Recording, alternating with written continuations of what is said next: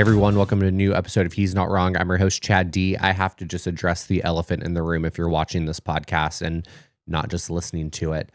The camera is dead, so I'm having to use my webcam. If you're listening on any of the podcast apps, don't even worry about it. Don't even try to figure out what we're talking about. It's not even worth your time. I just have to address the low quality that people might be seeing me in right now. So I apologize. But this is a special episode because this episode is essentially my birthday episode. My birthday is in about 5 days. I'm turning 31, and one thing that I'm struggling with is finding the balance between all of the social media work, the political nature of it, the toll that it takes on a person, and really finding the joy and the things that really get you going creatively. And there's no one better who could come on here and talk about that than Suzanne Lambert. I'm very grateful for her time. You probably know her from TikTok and Instagram and her comedy. She is so funny. She speaks truth to power, and she does it all, and she does it perfectly. And so I really wanted to pick her brain on a few of those things. But we talked about so much more. We talked about the Backstreet Boys and NSYNC, the 90s, Kristi Noem. I mean, the list goes on and on. It was such a fun episode, and I'm so grateful that Suzanne gave up her time with just how much she has going on to spend an hour with us on He's Not Wrong. She also has a comedy show coming up in DC on February 10th. Tickets are still available. It's at the DC Improv Comedy Club. It's Mean But True Live. Mean But True is her podcast that you can listen to on all the platforms. So be sure to go check her out. Give her some love if you're listening in the DC or Virginia or Maryland, that northeast little corridor. Go get some tickets. Go check her out. I promise you, it'll probably be the best decision that you make this year.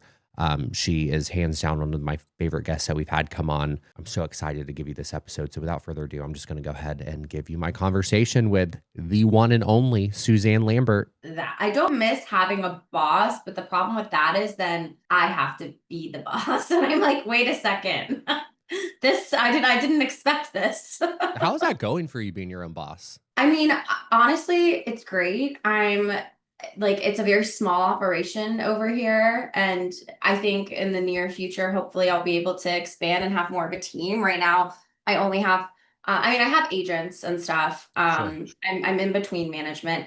My sister does like fractional marketing services, and she's been an absolute godsend as far as like website design, logo, branding, merch, all of those things.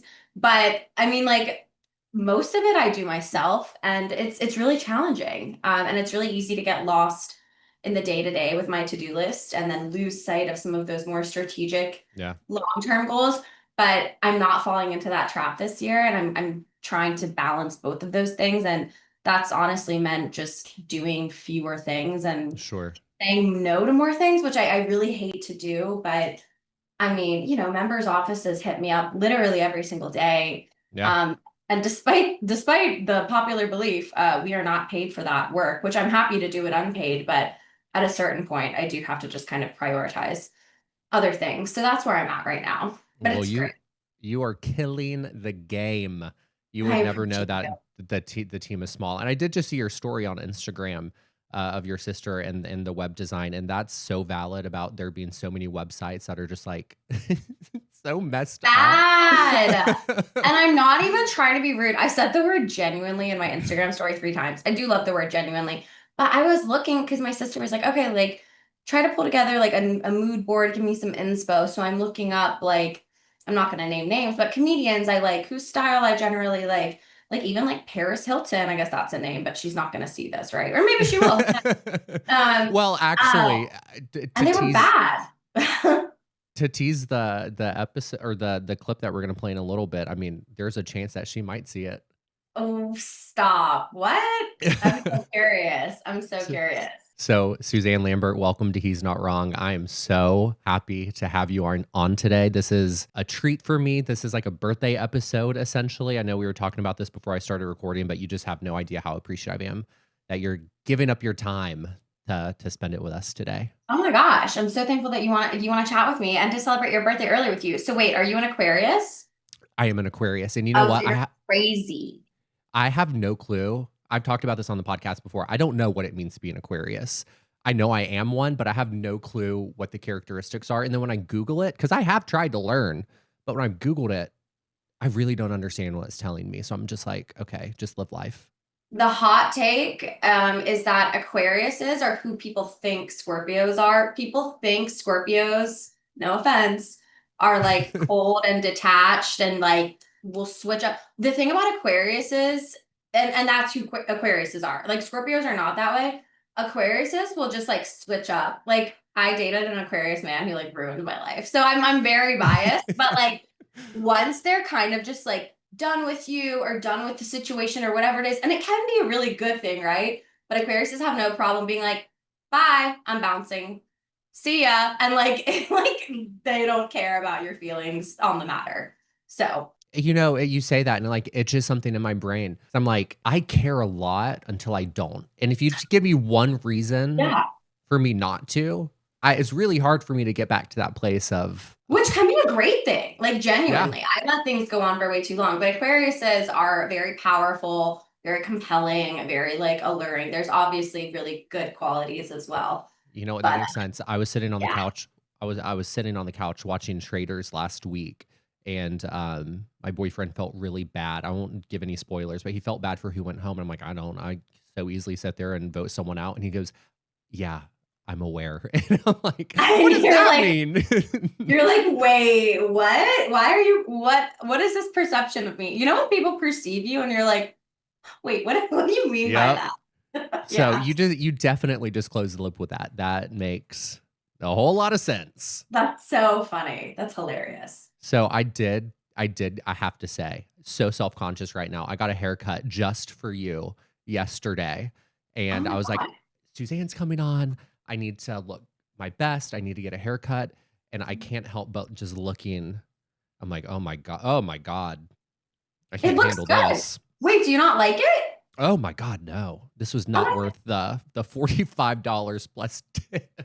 45, of course, and you still got a tip. Oh my God, I think that Uh-huh. looks good. I don't even know what you mean. That okay. I feel like it looks a bit 90s right now. And one thing that looking at it, I'm like, that's definitely the inspo. But I saw last night you posted a video with a clip up from the Amanda show. And I know the Amanda show isn't exactly 90s, but you used a clip of the Amanda Please. And I'm like, oh, she's well informed of the Oh, early of 90s or late course. 90s, early 2000s content. Were you a Nickelodeon girly or a Disney girly? Oh, that's a great question. If I had to choose one over the other, I would say Disney, Mm. simply because my parents were kind of strict with what we were allowed to watch. So there were like some Nickelodeon shows just wasn't allowed to watch. And Nickelodeon always it was always a little tackier and a little like rougher around the edges. I think that like NSYNC is to Disney what Backstreet Boys are to Nickelodeon. Like Yes. Backstreet Boys and Nickelodeon are the same, and NSYNC and Disney are the same. You know what and then like Cartoon Network would have been like O Town or something. You know what I mean? Yes. Yes, absolutely. I know what you mean. And I'm so happy that you said that because I was going to ask, are you an NSYNC girly or a Backstreet Boys Both. girly? Both. Both. Honestly, if I went song for song, I would honestly probably say, well, I don't know. I think I'm in sync for sure, but I did love Backstreet Boys, and so funny. I posted a podcast clip yesterday where Sammy Sage and I from my podcast Uh-huh. were talking about how everyone likes to pretend like JC was their favorite in sync member. He was mine, but like all these bandwagoner JC's fans are coming out of nowhere, and I'm like, no, your favorites were Lance Bass or Justin Timberlake, and like JC has H Best, whatever. Lance Bass's husband, who I totally forgot follows me, commented on the clip and was like, Michael, and he was like, I think Lance Bass aged the best, and obviously I'm biased. And I was like, oh my God, well, one, I'm gagged. Two, you're right, if we're being honest. Yep, But I yep. like completely forgot that he followed me. Lance Bass truly did age the best And out of he's all of great. them. Yep. Yeah, like honestly, I said JCH the best. I'm not trying to age shame anyone, right? But then when I did look them up, I was like, oh no, okay, Lance did. And Joey looks good as hell too. I think they all look great, I honestly. was I was a Backstreet Boys girl back in the day. And one thing I find really interesting is them trying to make a comeback. Have you been keeping up with any of the Brian Luttrell drama down on the Gulf Coast? Do you know what I'm talking about when I say that? Okay, well, I knew that Brian Luttrell lived in Alpharetta, Georgia, not too far from me, and he lived next door to my best friend's grandma. But I don't know why I felt like I had to insert that, but no, I don't know drama at all. Wait, isn't his wife MAGA, or did I make that up? No, okay, perfect setup. Perfect setup. You did not make that up. And he's pretty much MAGA too. And if I'm being Ew. honest, I have so many like politicians and candidates who come on here, so I can't like really be mean. But like his wife, she looks MAGA, if you know what I mean. She reeks Okay, of MAGA. yes, I remember this shit, and he looks MAGA too. And Yes. if we're going here, one of the reasons I mean, I'm granted, I still like their music, whatever, but there have been like really credible allegations against Nick Carter, including from Melissa Schumann of the pop group Dream. If you know the song "He Loves You Not," which you Yes. and This Is Me. And Melissa and I are friends and like we've chatted and stuff. And he like really like fucked up her career. So even though I don't like, am I allowed to cuss? Yeah, of course. Okay. Even though I don't like Justin Timberlake's bitch ass because of what he did to Britney, and he's a cheater and just a absolute loser. I don't know how we let this man get so famous. Like the beatboxing, I Hmm. I don't know what kind of spell we were all under. I will always ride harder for NSYNC because of the Nick Carter of it all. But I loved Aaron Carter, which brings us to Yeah. a Oh my whole God. other dimension. Like I love Aaron Carter. I was genuinely devastated at his God, death. But can you go same. back to the Brian Luttrell? Sorry, I Yeah, cut you. no, you're fine. Eric, like, do you know who the 18s are? Of course, Inside Okay, Out. so we're gonna have to talk about that in No, oh literally, my, yeah. we're gonna have to circle back and offline on 18s because they're making a comeback. New 100%. new music from them, first time 26 years or 20 years tomorrow. No. Yeah, we'll talk about it. Um, Oh my so God. And Willa Ford is coming out with new music. Like the Hillary Duff, God, we deserve this. We deserve so listen, Brian Luttrell, he owns a home on 38 down in Florida. And that's where my boyfriend's from. And so that's the only reason why I know any of this drama. Because Brian is suing Fort Walton County, Florida, because the house that he owns sits on a public beach. And he's suing the county because people will obviously tan and set up a tent or umbrella and they're on the beach in front of his home. And he's saying this is a private beach and it's not a private beach because that Florida it's not. the, the if you look at the laws, it's not a private beach. He cannot make that claim. But the funny thing about it is him and his MAGA ass wife, their house is like the smallest one. And not to be a house shamer, but if I'll he's be a gonna go house there, shamer. if he's Yeah. if he's gonna go there and he's gonna make a big stink about it, that's not the house to do it. And it's of Yeah. course it's the MAGA person who looks MAGA, acts MAGA, believes in all of that stuff, and they're gonna cause the biggest stink and ruin it for everyone else down there.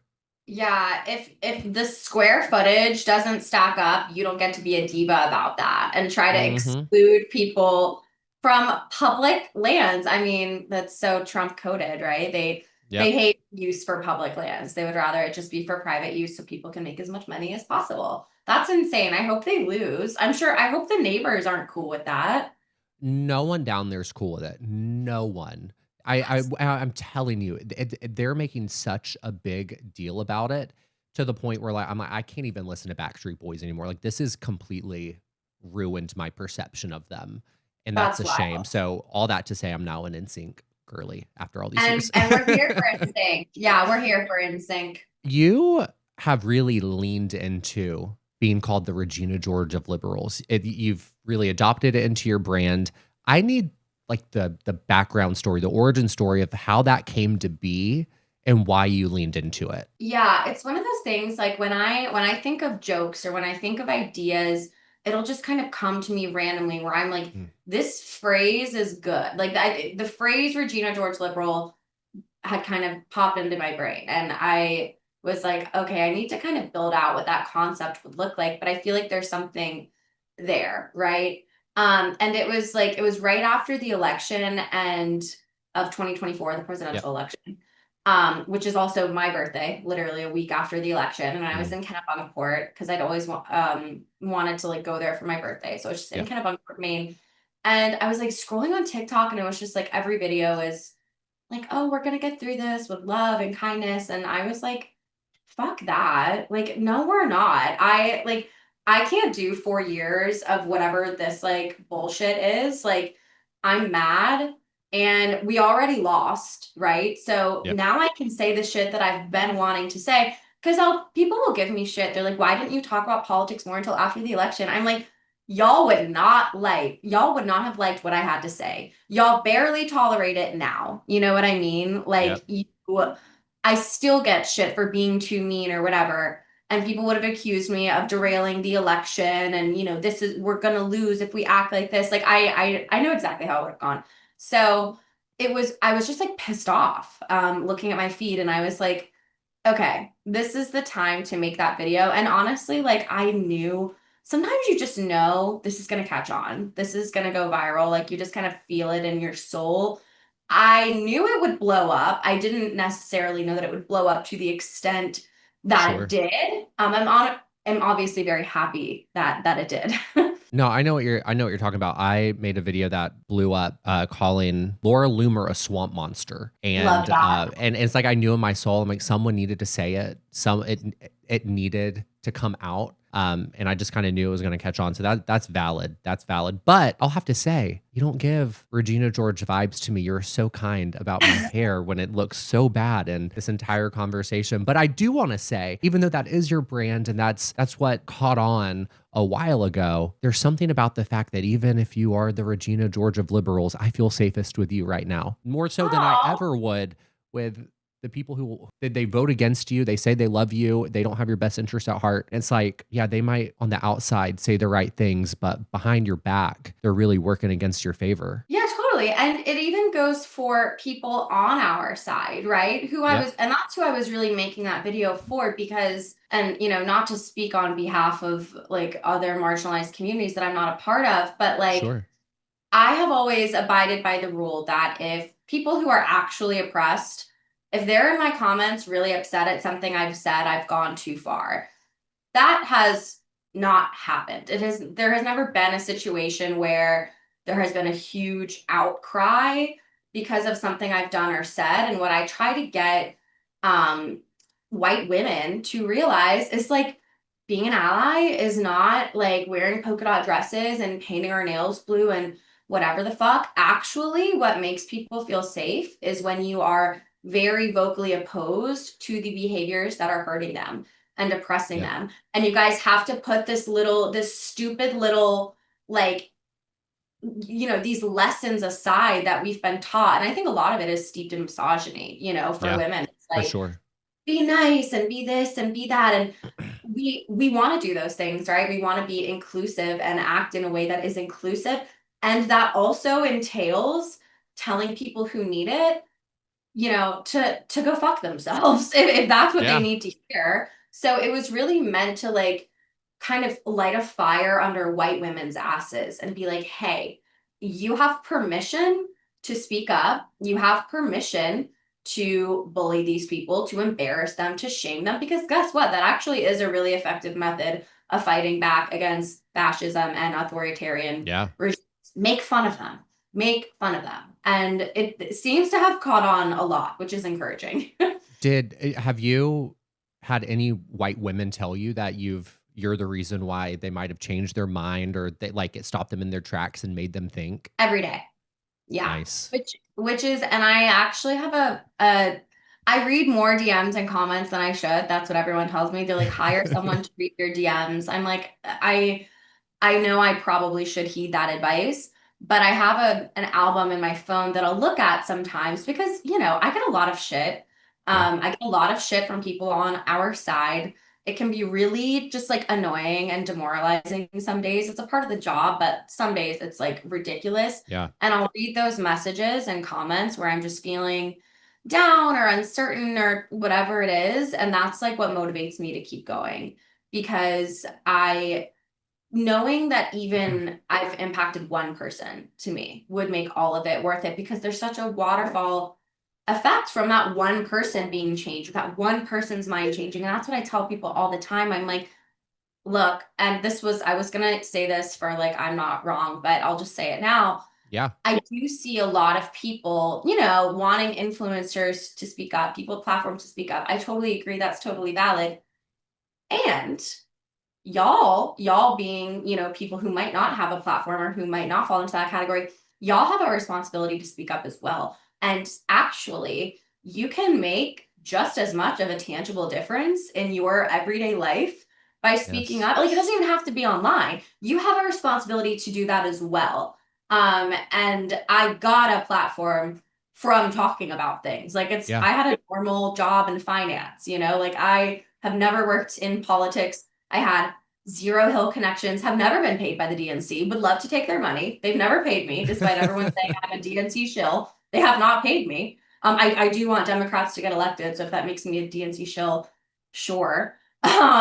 But everyone has a responsibility to use their voices. There was I won't say names, but there was a social media influencer who made a post yesterday, and he was saying, you know what, I'm just gonna call him out, Matt Rossi. He made a post about Matt Rossi made a post about, look, I've had a lot of comments and a lot of people reach out asking for my opinion. And the reason why I haven't spoken out about what's happened in Minnesota is because like I'm trying to leave space for the people who talk about this to have the room on social media to have their voices heard. And I was like, that is such That's a such a lame cop out. that's a lame cop out. I'm like, you have a unique space, and these people probably don't listen to the voices who you think you're making space for. So you have a unique opportunity to reach a whole new audience that is not involved, is not listening to what's going on. And you can be the reason why the needle moves with that specific group. Like you have an obligation to speak out. That's how I feel And about it. that's bullshit because like when would you ever take that stance? If it was something that was making money, you would never be like, "Oh, well, I want other people to make money from that. I don't want to do that myself." Hell no. You would jump on it and be like, "Let me get on that." Whatever that might Yep. be. Let me get on that trend or like that product, like brand, whatever it is. That's such a lame cop out. Just be honest. Just be like, I don't really know what to say and I don't want to lose followers and money because that's what you're telling us without actually telling us that. I mean, I don't know this guy, so I need to look up his deal. But yeah, that's really lame. Just don't say anything at that point, honestly. I will say there was another social media couple yesterday. They're a workout influencer couple, and the husband sat down in front of the camera and was like, "Look, I don't make political content, and He's this so isn't." hot. Yes, he is, I'm and in love with him. I followed them. Yeah, I'm yeah. like After I that. saw that video. I'm like that. Literally, is what we need more of. That like perfect example. It's that easy. It's that easy. You're a workout influencer, and you're just gonna sit down in your space and let people know where you stand. So easy. I'm curious how many people now, because of that video, feel comfortable in their space, being able to say the same thing on how they feel. Yeah, and I was a member of an organization called Chorus, which made, quite the ruckus on social media last year Yep. because people learned 501(c)(4)s exist. Newsflash, everyone. Cool that we're a part of that learning journey together. But it's funny to me, and I posted about this on Threads last night, and BTC reposted it. He's one of the the founders of Chorus, Brian Yep. Tellerco, a good friend of mine, the nicest dude on the planet. Like Didn't people you have reveal that he's like jacked? yeah, he's jacked. I always encourage him to post like shirtless content. He's Yep. like, Okay. no, and stop. But I'm like, please just do it. No, he's a hottie, obviously, and like literally the nicest person on the planet. And like does so much to boost other people. He was like on the phone with me one time at 11 p.m. because someone had like stolen my videos on YouTube, and he's like, no, we're getting to the bottom of this. Like he like really gives a shit. But organizations like Chorus exists to help support creators, including creators who are mostly culture first, talk about politics. And it's interesting to me because given all the backlash that Chorus got, Yep. um, to now see people who are super happy, rightfully so, about more content creators speaking up and influencers, etc. And I'm not in the new cohort, so I can't say this for certain. One, I guarantee you, though, I'm very confident in saying a lot of those creators are in Chorus and they learned how to talk about that from Chorus because the Chorus like literally exists to help equip people talk about politics who haven't done it before or are afraid of the backlash or just are worried about the financial implications of doing so, because brands will ghost you. It is a real thing that has happened to me. It's happened to my friends. Like it's very much a real thing. There are some brands who would just never even touch me with a 10-foot pole because of the work that I do, which I'm Sure. happy to take that risk. But I did find that interesting, seeing how many people were so happy about creators speaking up. I'm like, okay, well, if you want that, like if you want more of that, we do have to support building an infrastructure that encourages and allows people to talk about politics in a way that makes sense, in a way that's true to them. So that's just my little side rant there, because I'm like, okay, yeah, we all want more of this. So support the organizations that are Yep. working to make that happen. For sure. And speaking of people who use their platform and use their voice to speak about politics in a comedic manner, love him or hate him, Bill Maher recently made the case that political correctness is limiting to comics. So I'm curious, from your standpoint, where you speak truth to power, but you also are a comedian. Where do you fall in the political correctness conversation with your Firstly, Bill work? Maher can go cry into his Oh, millions. thank Like, give God. me a fucking break. Oh, please. I'm not a Bill Maher apologist. Like, I'm not saying he hasn't done great things throughout his career. I'm not even saying he's a lousy comedian. To be super honest, this isn't even shade. I'm not like super familiar with his old stuff. Sure. Um, we're on the same podcast network. Maybe I'll have him on one day. Probably not. But so here's the thing. So I have always looked at my content. I have always treated it like I am a performer. And that there's a big difference there, because one, I don't put out shitty content. Yep. I am very anti just post the content. I'm like, no, put some work into it. Put some thought into it. Get a goddamn ring light. It doesn't have to be perfect, but you should put some intentionality and hard work and thought into the content that you're putting out if you want it to be good. Like, I would never go up to a show. I would never go to a comedy show completely unprepared with no idea what I want to say, looking a total mess. Like, I would never do that. You owe the audience something. I have always looked at it as I owe my audience something, whether that's online or in person. I promise I'm going to answer your question. You're So good. for me, it's so interesting because jokes that people wouldn't even bat an eye at in a comedy club, wouldn't even bat an eye, people will freak out about them online. And I do not make edgelord jokes whatsoever. I don't make transphobic jokes. I don't do stupid pronoun jokes. I don't do racist jokes. Like, I am not an edgelord comic, literally whatsoever. So I have always found that really interesting because, one, I refuse to pander to people online. And I have been really upfront about that from the onset. And I will even like, I give the advice, if you're someone who creates content online, especially if you ever, attract a left-leaning political audience, you need to post something once a month that would only annoy the most annoying people on the internet, because you do not need those people in your audience. Those are the people who will try to mass cancel you for something innocuous Hmm. later. They're not going to go to your shows. They're going to purposefully misunderstand you. And like, I just think it's so funny because I'm like, so if you went to a live comedy show, which I'm imagining none of these motherfuckers do, because it doesn't seem like they get a lot of outside time in general, would you guys like interrupt a comic and be like, hey, I didn't like that. When you said having linty clothes is MAGA coded, that was actually really classist and ableist of you. I'm like, give me a fucking break. So earlier when I said I've never gotten backlash, that's not entirely true. I have gotten backlash that I found to be profoundly idiotic and stupid. And then I've doubled down and been like, yeah, no, I'm not apologizing. I'm not sorry. You guys are purposely misunderstanding me. And if I'm not for you, walk away. It's all good. But this is not, I'm not accepting feedback on my jokes at this time. Mm, Now, granted, like I said, if it were a lot of people in my comments who had really actually felt like I had done something wrong, and then sure. people in my life who I trust to kind of talk about this kind of things with, because I do that frequently. I'll be like, hey, is this like problematic? Like, I don't want to accidentally offend, whatever. If they had actually said I had misstepped, then I would go a different direction. But I refuse to pander to people with zero sense of humor. And I think we need more people who are going to stand in that and be like, no, suck it up. You guys are being idiots and annoying and insufferable. And this is why no one wants to come to the left. Like, knock it off. I don't care. We just need more people who are less concerned with losing their audience, because I also feel like it's reverse psychology. And when I Sure. tell them, I'm like, genuinely, like, if I'm not for you, leave. Like, I don't care, but I'm not changing.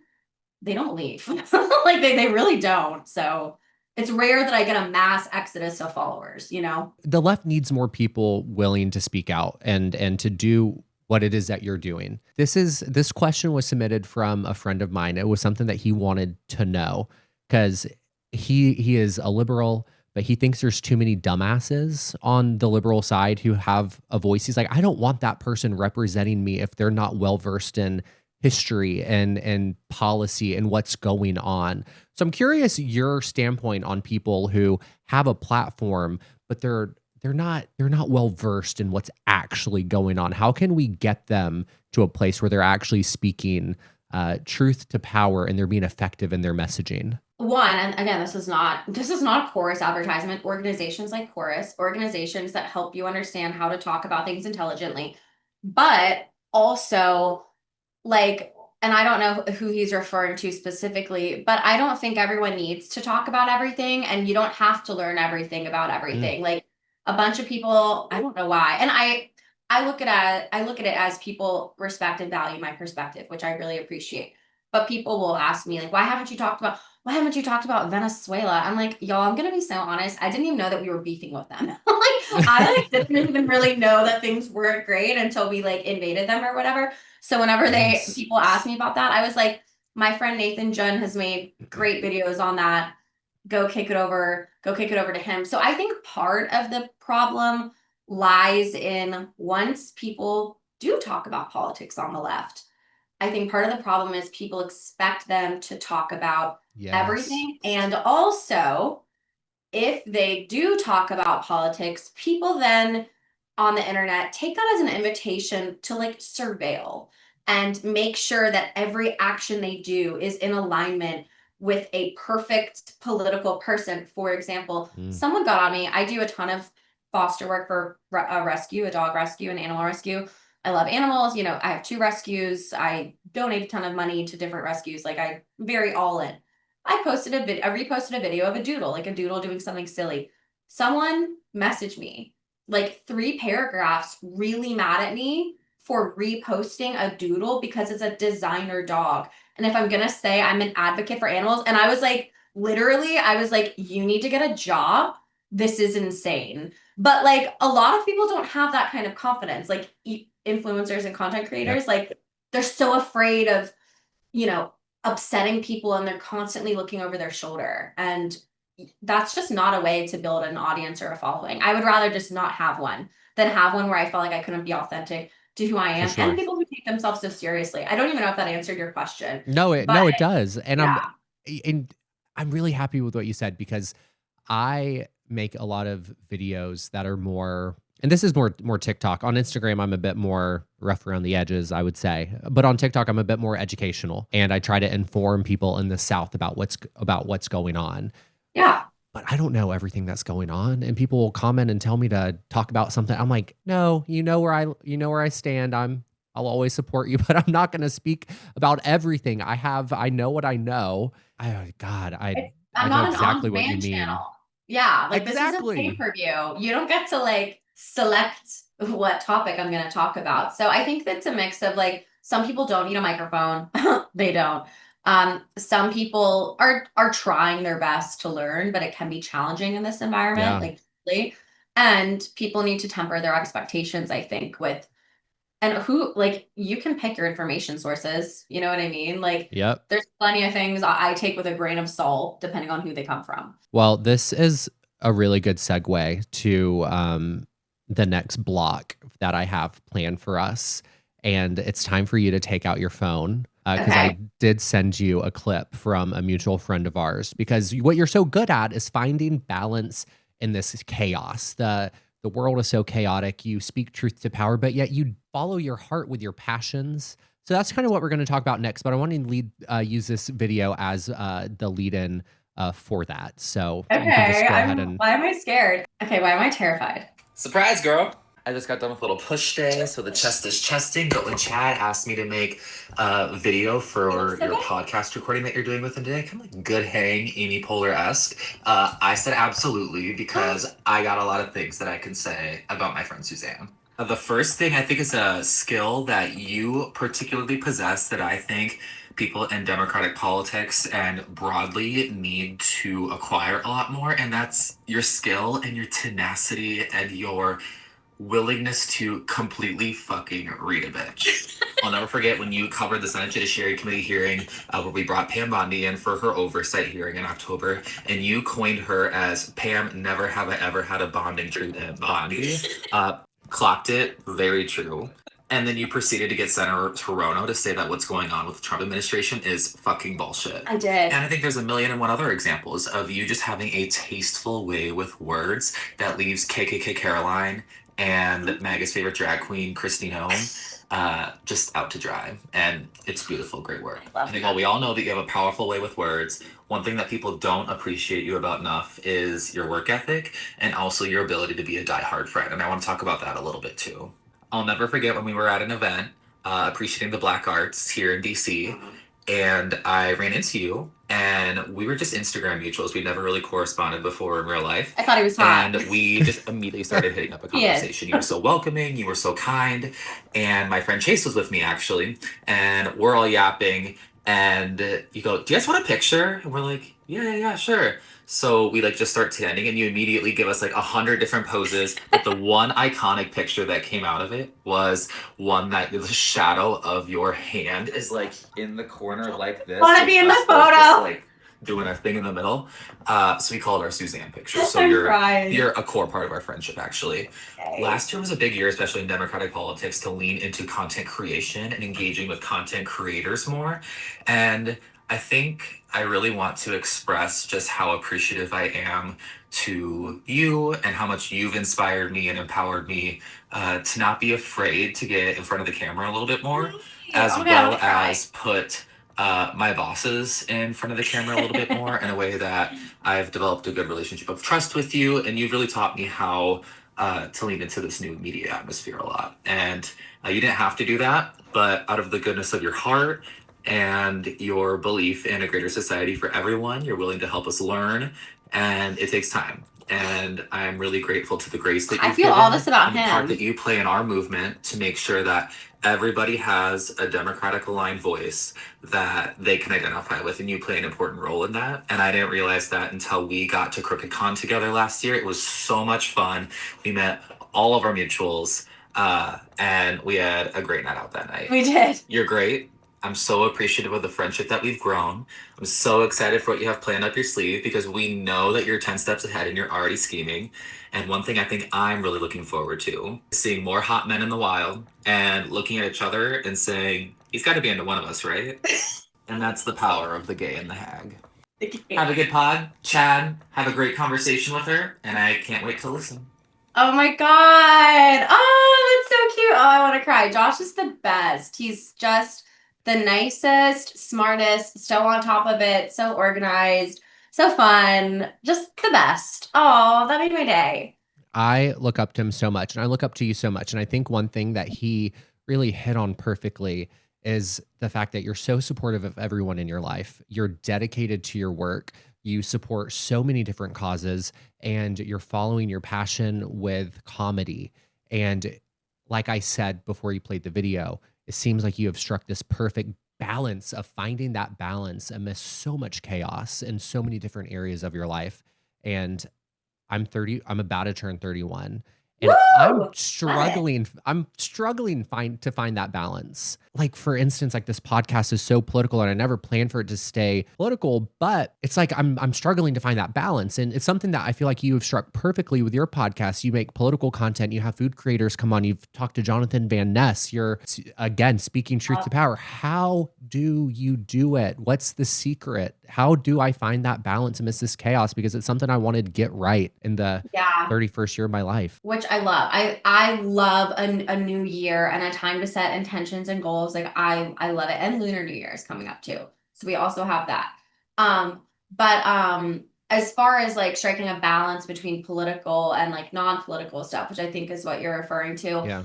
I have to be so incredibly intentional about what I say yes to. And like, I think what you say no to is just as important as what you say yes to. But like, I have people, and I can give you an example. I Sure. have people reach out to me all the time, like members of Congress, people running for things who want to be on my podcast, who would get a lot of views, right? And it would be good to build my platform. It would be good for me, whatever. But I have always like been very centered in the fact that I am entertainment first. I'm not informative first, right?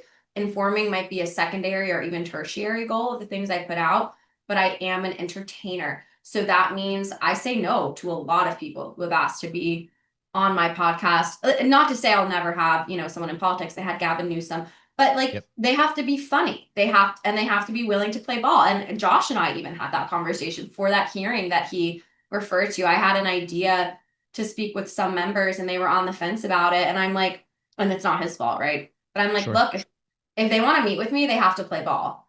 Otherwise, they can just talk to another, just kind of not to diminish anyone's talent or work in this space, but talk to a standard news reporting content creator. But that's not me. So I have taken a really strong stance with members' offices. I was actually in a member's office once, and their staffer was just kind of freaking out. It's usually the staffers who are actually like very, and I get why, right? If something is wrong with their boss, they lose their job. Not knocking the staffers at all. They do great work.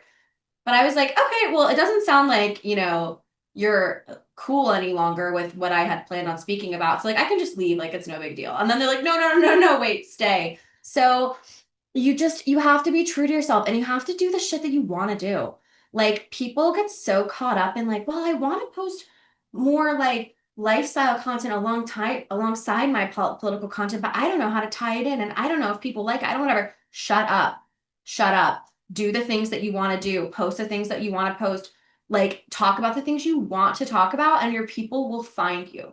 Like they will. You can't operate from a scarcity mindset of if I try something new, people will hate it. Some people might hate it. Some people are going to love it though. So like genuinely do the things you want to do. If you can't do it from a place of like, bravery or whatever, do it from a place of selfishness. Talk about the things that you want to talk about because it'll just be more enjoyable for everyone. So that's how I look at it. I'm just like that my North Star is that I'm an entertainer. And that is what I keep at the forefront. And when I start to feel like I'm getting a little too political or like, I'm not being funny anymore, that's where I kind of reroute myself because I never want to just be like angry and bitter either. That's not what I get on the internet to do. And some people do that really well and they just kind of get people riled up. And again, that's great. And that serves a great purpose, but that's not my purpose. And you have to be able to put forth what feels authentic to you. And that has to be more important than getting followers and getting money and whatever else. It does.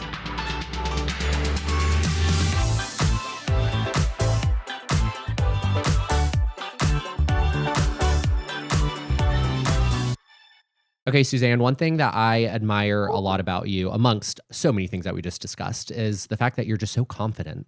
And one thing that I have realized in recent years is, number one, as we talked about with Brian Luttrell's wife, I can really spot someone who's MAGA just based on their makeup, and especially with some of their plastic surgery choices with Mar-a-Lago face. I had a guest on my show. She's an author. Her name is Sarah Mosliner, and she talks about, she's a professor, and she talks about purity culture as children and how that's a breeding ground for MAGA and for the things that they're getting away with right now.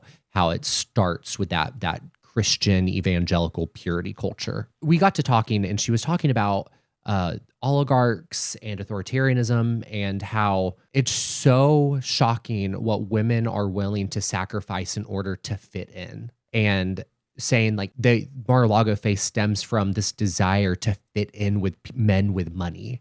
And so they're willing to sacrifice so much to try to look like they have money. And that's how Mar-a-Lago face came to be. And so then I started thinking, I was like, I feel like they lack confidence. So I just want to know where you stand with that. Would you say that's true? And then being in DC, is it more prevalent? Is it not as prevalent as it seems on social media? What's the situation with those Republican women and their makeup and their confidence? Yeah, I think they absolutely lack confidence. And what they also lack is, I think, a sense of self, because that really Puritan culture, MAGA culture, not necessarily Republican culture, but like what we know to be MAGA culture now, women are only valued for how they are in proximity Mm. to men. Everything, they're all very male centered, right? These women are male centered.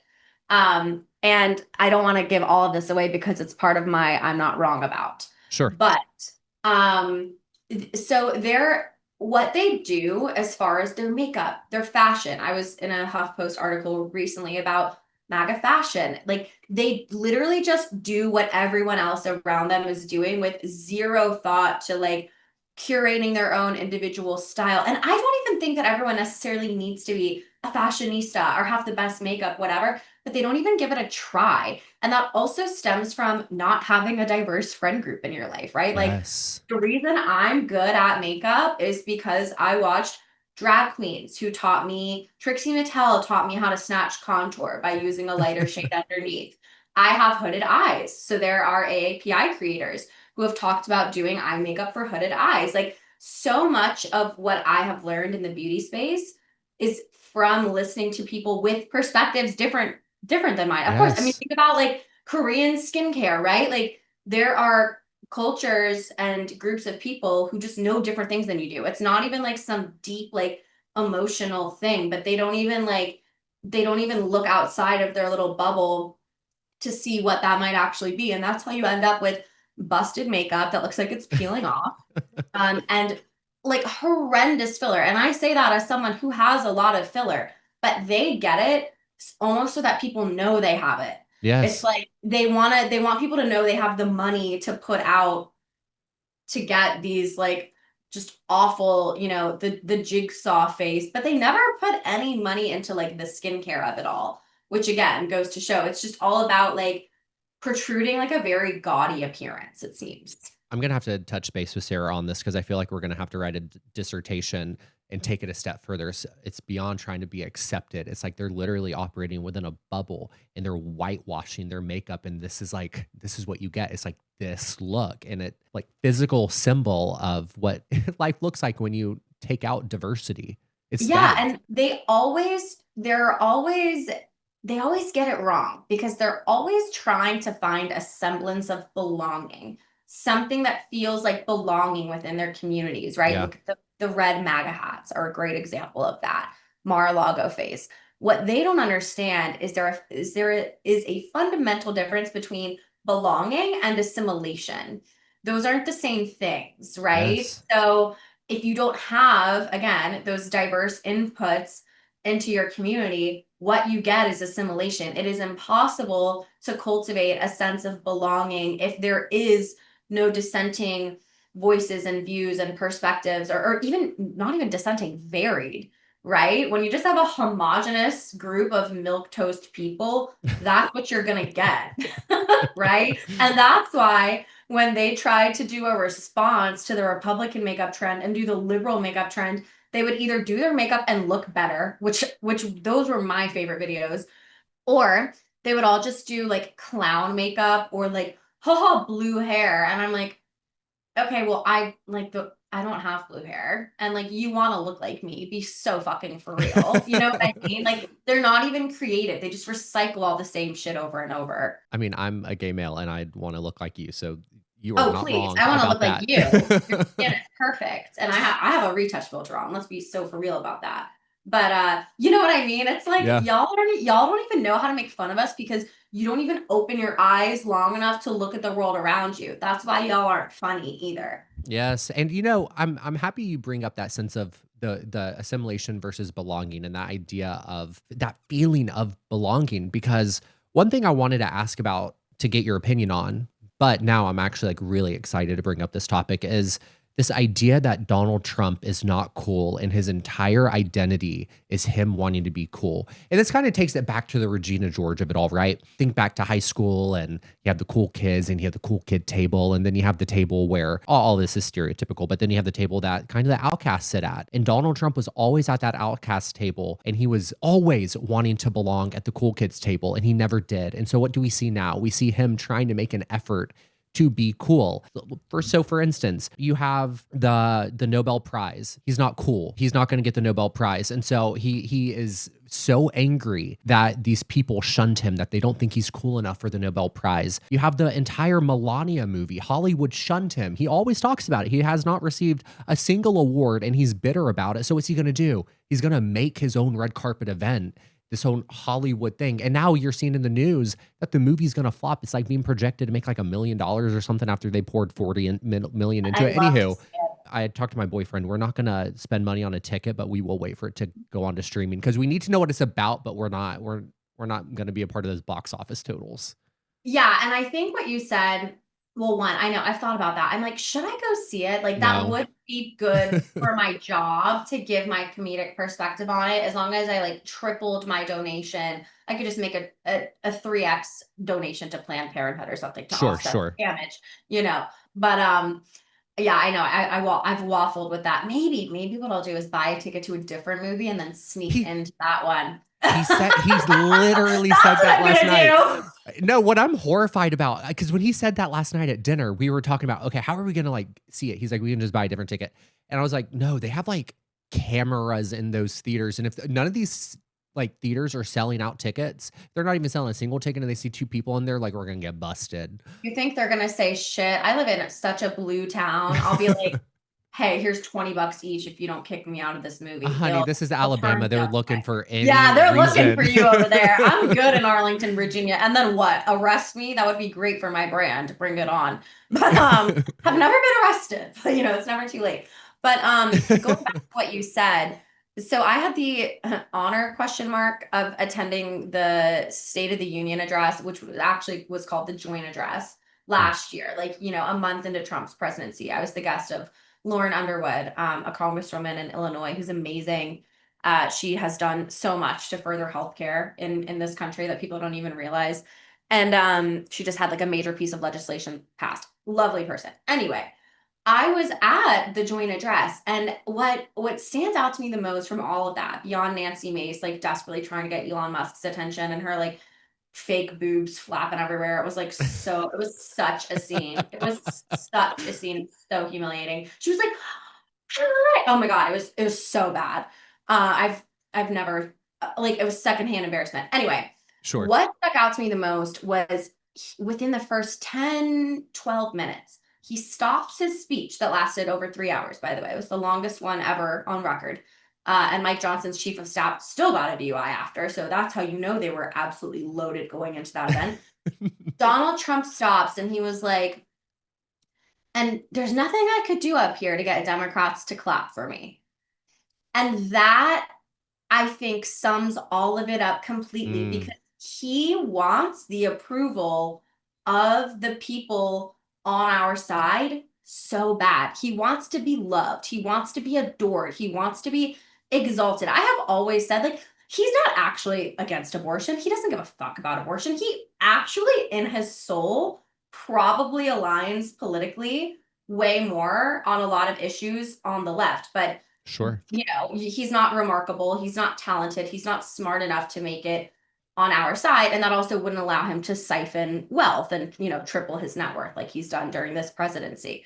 So instead, he just is like the third string JV wide receiver who just rides the bench, never gets to get in the game because there's always someone faster. There's always someone better, or the coach doesn't like his attitude, or he doesn't get along with the other players, right? He's always just been on the outskirts. If you've seen the movie or the show Penguin on Max, if you haven't, you should. It's very violent, which I don't normally like, but it's it follows Batman's nemesis, essentially. Oh, yeah. Donald Trump is the Penguin. And I mean, the parallels are there. I'm sure they're purposeful, but it's all about how this dude, no matter what he did, he was never quite accepted. He was always kind of an outsider, the Penguin was. He finds this young kid, teaches him kind of everything he knows. They grow up together, and spoiler alert, I mean, it's been out for years. So if you haven't seen it, that's on you. I don't feel bad for you.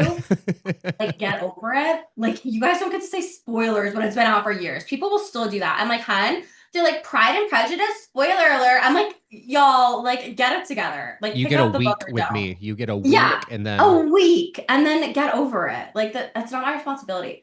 But spoiler alert, at the end, he sacrifices that young man. Sounds a lot like, recent events on the right, and I'll just leave it at that. There's a lot of parallels to the Penguin that people should look at. It's kind of insane. I'm gonna have to watch that. I forgot that that's out. I do not care that it's been spoiled. I will dedicate my time this weekend to watching that because now I'm It's curious. fantastic, but it all speaks to that. He's just on the outskirts, never fully accepted. When I was making my list of things that Trump is trying to do to be cool, even though he's not, I cannot believe I missed the fact that he's faking being a Republican. Like, Yeah, he doesn't like. And again, I say this tongue in cheek. If we all, but I believe it. If we on the left, we're like, hey man, you're kind of cool, and like, we actually don't hate you that much, whatever, and like, maybe you have some worthwhile ideas. I genuinely think his reign of terror would stop.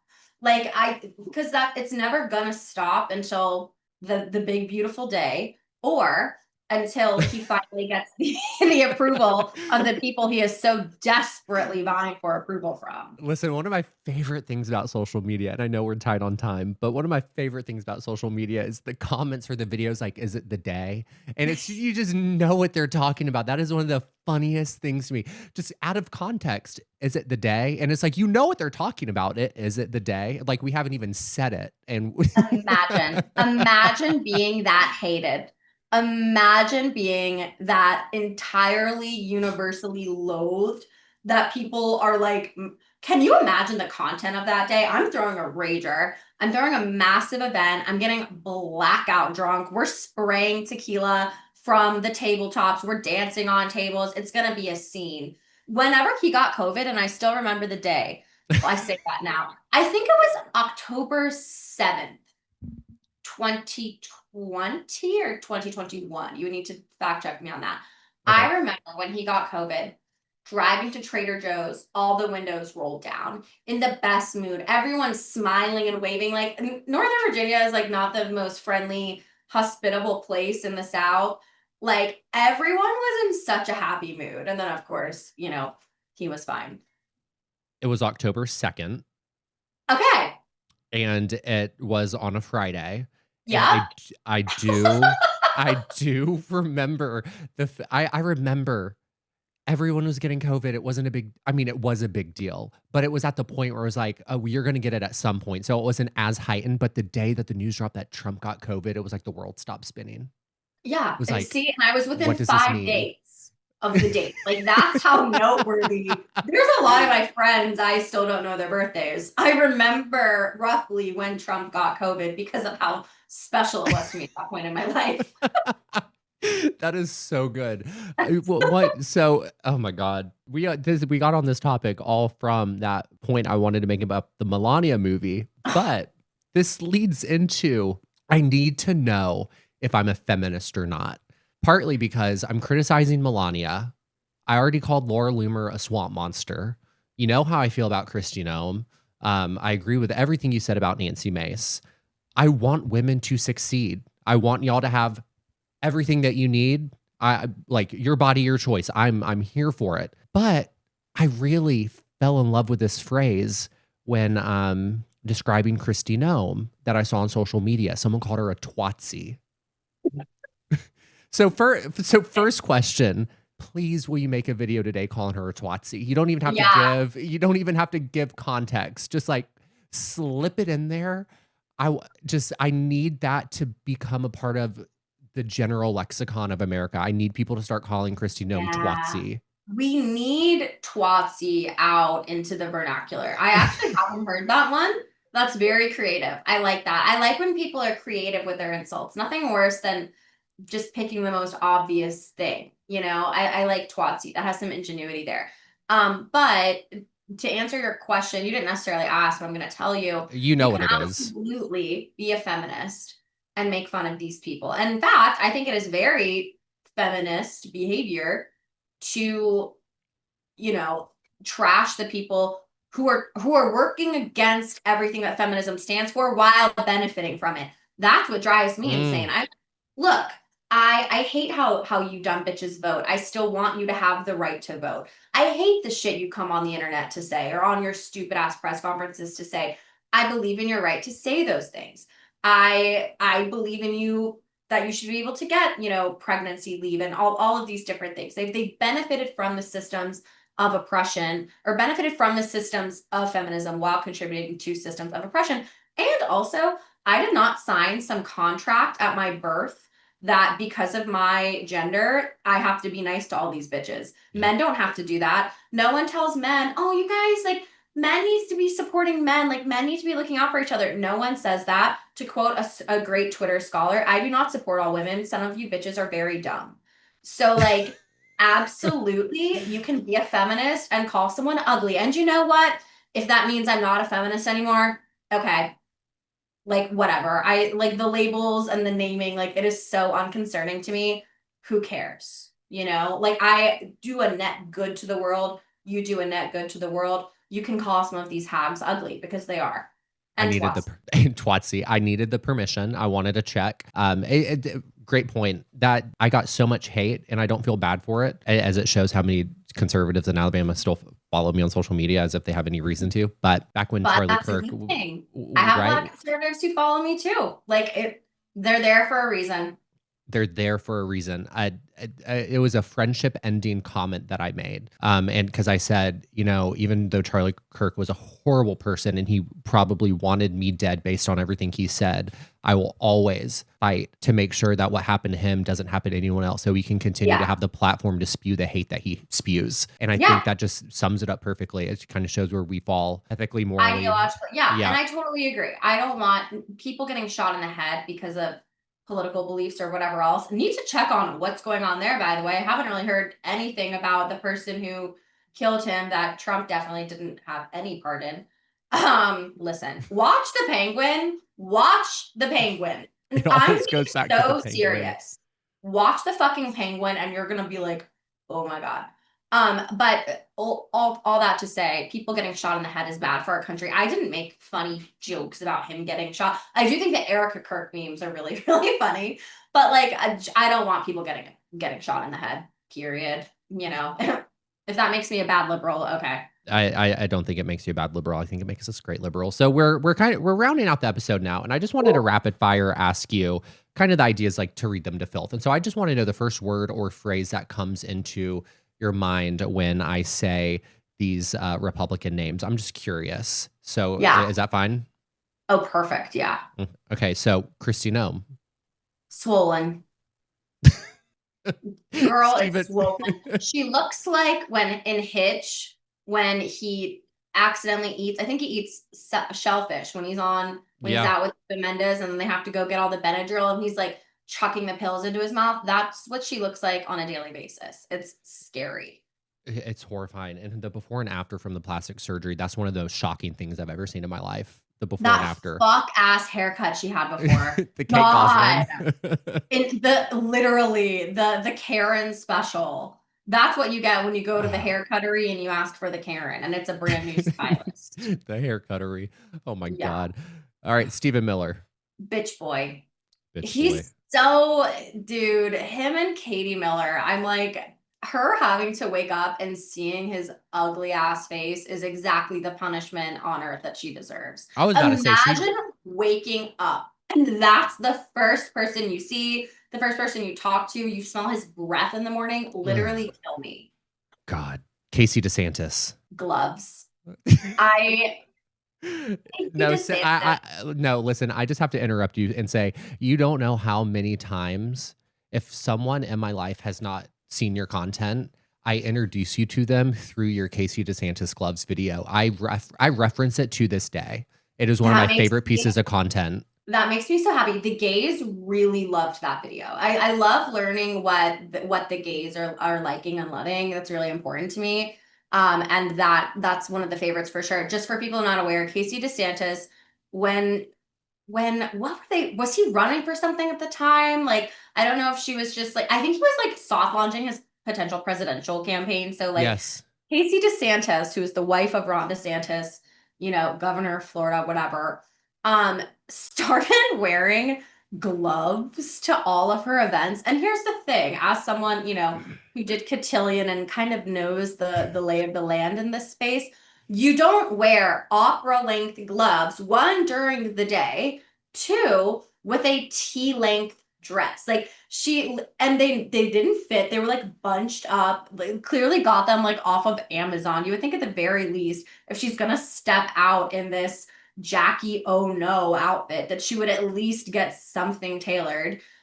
It was so humiliating, and she would always wear these gloves to like random events that did not require gloves, and everyone around her would be in like jeans and a t-shirt. And I love to dress up, but she looked insane. And also it's Florida. So like, I just know she was getting dishydrosis from like all the sweat within those gloves, and her eczema is her problem. 110%. And then a final one, Tommy Tuberville. Oh, the dude in Alabama.